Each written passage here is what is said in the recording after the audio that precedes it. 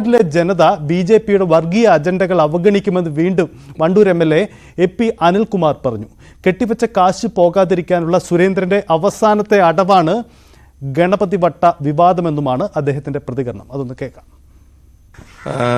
ഞാനതിനെ കാണുന്നത് യഥാർത്ഥത്തിൽ സുരേന്ദ്രൻ മത്സരിക്കുന്നത് ജയിക്കാനല്ല എന്ന് സുരേന്ദ്രനും അറിയാം.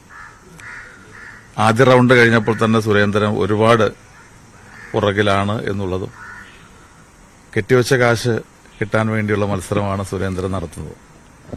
അപ്പോൾ അതുകൊണ്ട് തന്നെ അങ്ങനെ ഒരു സാഹചര്യത്തിൽ ചില വിവാദങ്ങളൊക്കെ ഉണ്ടാക്കി എങ്ങനെയെങ്കിലും വോട്ട് കൂടുതൽ കിട്ടുമോ എന്ന് നോക്കാനുള്ള ശ്രമമാണ് സുരേന്ദ്രൻ നടത്തുന്നത്.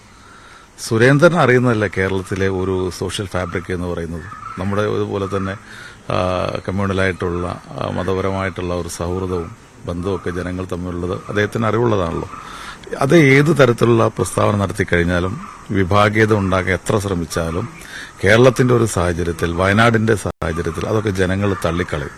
അദ്ദേഹം ആ രീതിയിൽ സംസാരിക്കുകയോ ആ രീതിയിൽ പ്രസംഗിക്കുകയോ ഒക്കെ ചെയ്യണം.